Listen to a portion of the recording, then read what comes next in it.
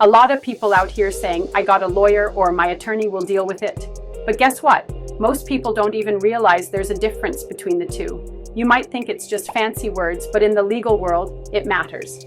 Let's clear this up once and for all. First off, a lawyer is anyone who went to law school and earned a law degree. Simple as that. You study law, you pass your classes, and you get that JD, you're officially a lawyer. You can talk law, understand the system, even draft up contracts or do research for big cases. But that doesn't mean you can represent people in court. To do that, you gotta take one more step, and that's passing the bar exam. When you pass the bar, you get licensed by the state, and now you become an attorney at law. So, think of it this way. Every attorney is a lawyer, but not every lawyer is an attorney. It's like graduating from medical school versus getting your license to practice medicine. One means you studied the work, the other means you're officially allowed to do it. Let me give you a quick story. Jamal graduated law school last year. Everybody started calling him my lawyer. But when his cousin got arrested and needed representation in court, Jamal couldn't help him. Why? Because he didn't pass the bar yet. Jamal could break down the law, give advice privately, but he couldn't stand up in that courtroom and speak on behalf of his cousin. That role is reserved for attorneys. Now let's say Stacy also graduated law school.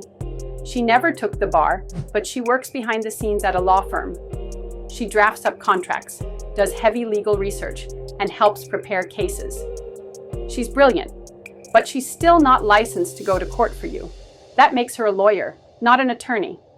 And when we talk about titles, you'll often see words like Esquire or attorney at law at the end of someone's name. That's the official stamp that says, yes, I'm licensed. I can practice law in court. I passed the bar. Bottom line? When you're in trouble with the law or need someone to represent you, draft legal motions or fight in court. Make sure they're not just a lawyer. Make sure they're an attorney. Now that we've cleared that up, in part 2, we're going deeper. How much they charge, the types of attorneys, and how to know which one you need. Stay locked in. This is Kevin Spectaculus Brown at DEM. All right, so you now know the difference between a lawyer and an attorney, but how does that play out in real life? Let's talk about what they actually do, how much they charge, and who you should call for what. First off, not all attorneys are the same. You got different types of attorneys for different problems. You wouldn't call a divorce attorney to handle your immigration case. You wouldn't hire a real estate lawyer to defend you in a murder trial. Different strokes for different folks. Let's run through a few. A criminal attorney deals with charges like theft, assault, or anything that could land you in jail. An immigration attorney helps you with green cards, visas, deportation defense. A family attorney handles divorce, custody battles, child support. A real estate attorney makes sure property deals go smooth and legal. A corporate attorney works with businesses, contracts, and compliance. Now here's where the real talk starts. Money. Attorneys ain't cheap. If you walk into a private law firm, expect to pay hourly. Some small solo attorneys might charge $150 to $250 per hour. Mid-level attorneys go for about $300 to $400 an hour. And the top guns in the big firms? They'll hit you for $800 to $2,500 an hour easy. That's big money, but it depends on the case, the city, and the urgency. In some cases, like immigration or uncontested divorce, you might get a flat fee, like $1,000 to $3,000. But if that case gets messy, hourly rate kicks in real fast. Now don't get scared. If you can't afford an attorney, you can request a court-appointed one for criminal cases. That's your public defender. They're real attorneys too, just government paid. And here's some street-smart advice. Don't just hire someone because they say, yeah, I went to law school. That don't mean they can represent you in court. Always ask, are you licensed in this state? Can I look up your bar number? Every state got a bar association where you can verify that. And one more thing, in some states, Lawyers who aren't licensed can still do paralegal work, help draft forms, or do legal research. But if you're going to court, dealing with child custody, suing somebody, or facing jail time, you need a licensed attorney. Period. So now you know, lawyer is the degree, attorney is the license, and who you hire can make or break your case, or your pockets. This video clip has been approved by your brethren, Kevin Spectaculus Brown, at DEM. All right, check it. You went to law school, studied night and day, paid thousands in tuition, and finally earned that law degree. But you ain't an attorney yet. Nope. There's one final boss you gotta beat before you can rep people in court. It's called the bar exam. Now listen, this ain't just any test. The bar exam is what separates the lawyers from the licensed professionals, the attorneys. You don't pass it, you don't practice. Simple. So what's it really about? First off, what is the bar? The word bar refers to the legal profession itself. It's an old school term. Back in the day, the bar was the wooden railing in the courtroom that separated the public from the area where lawyers, judges, and the accused would sit. So when you pass the bar, you're basically being welcomed into that inner circle. What's on the exam? The bar exam tests you on everything you learned and everything they think you should have learned.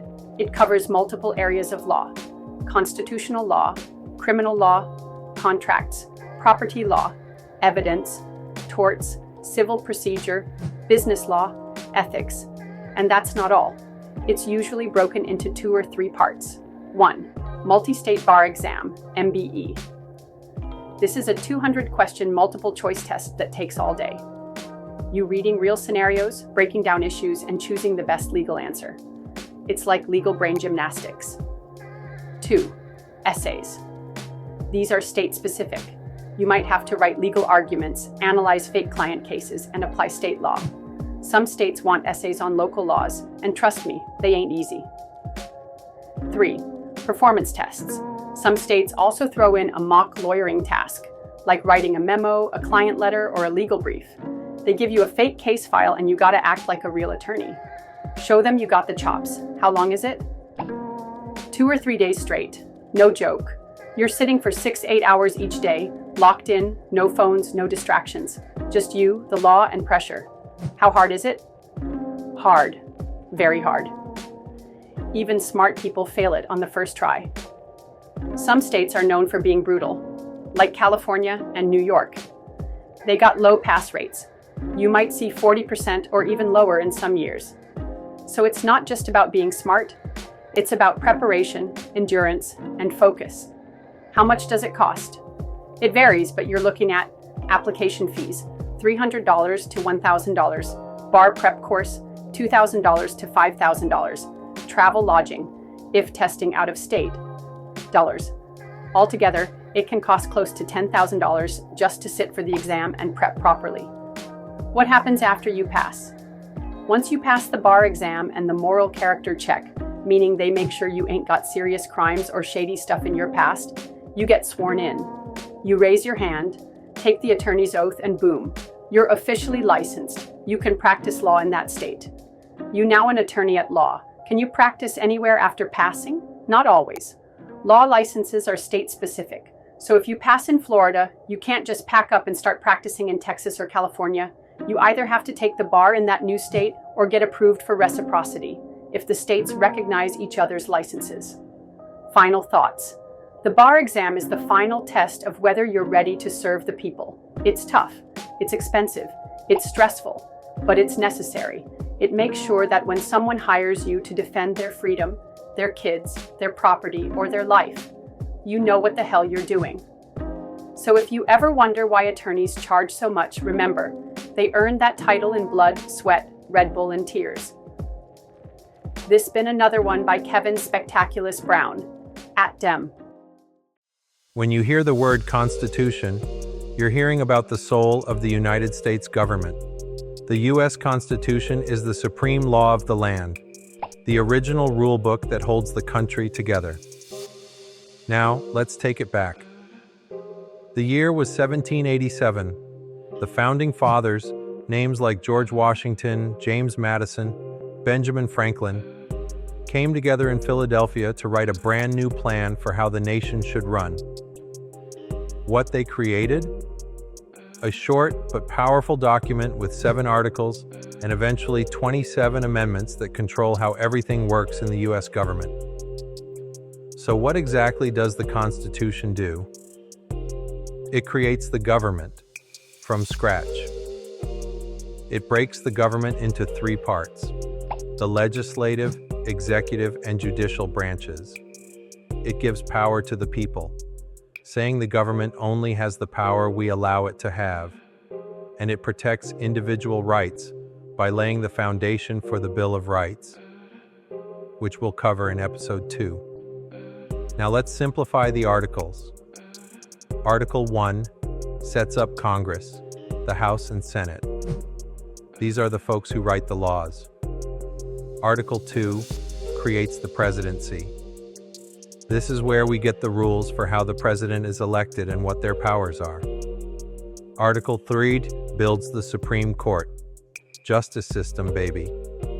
Articles 4-7. These deal with state powers, amendments, federal laws, and how to ratify the Constitution. The beauty of the Constitution is its flexibility. It's designed to change with the times through amendments. That's how slavery was abolished. That's how women got the right to vote. That's how civil rights were protected. It's not just an old paper locked up in a museum. It's a living document. Every law, every court case, every president, they all got to answer to the Constitution. It starts with 3 powerful words. We the people. That means this ain't about kings or dictators. Power starts and ends with us.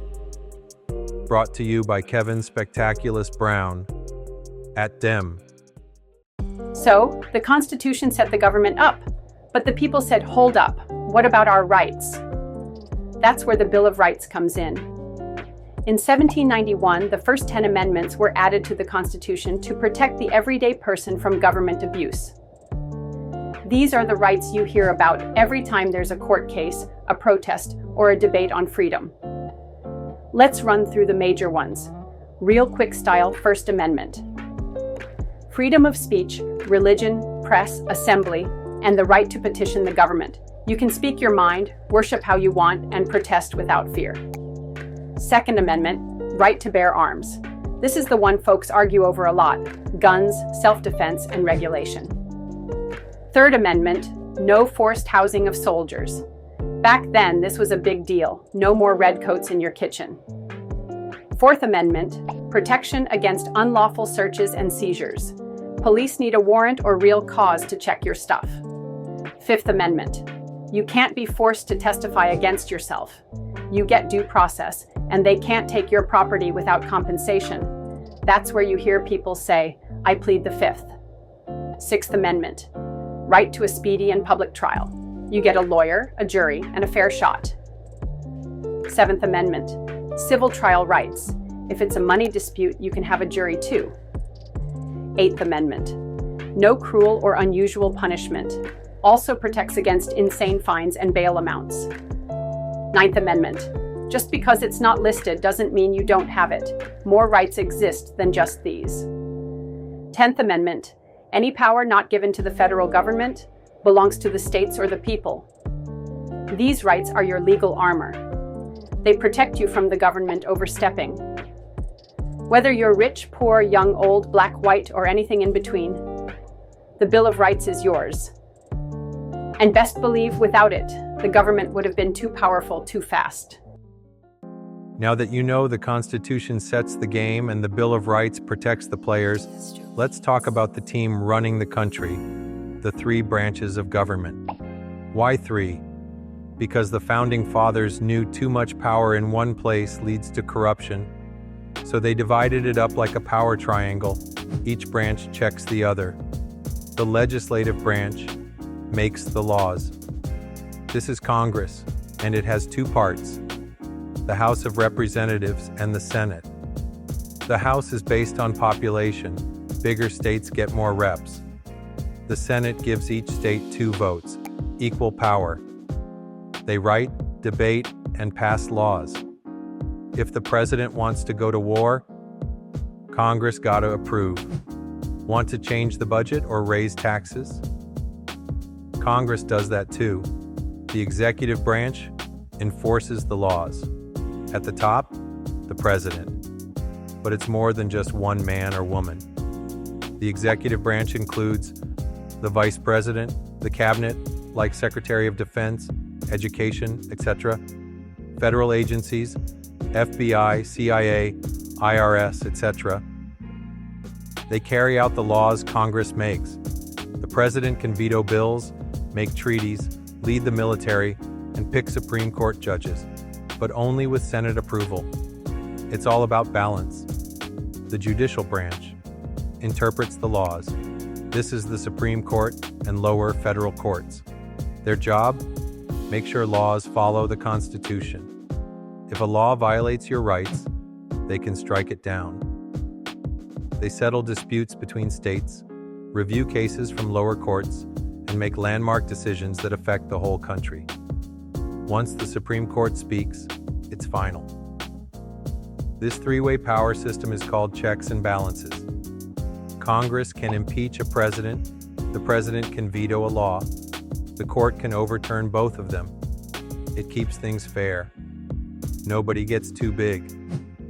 So the next time you hear people say, that's unconstitutional, or Congress passed a bill, you'll know who's who and what they do. That's the government, not just politics. It's power, structure, and your future. Signed off by Kevin Spectaculus Brown, at Dem.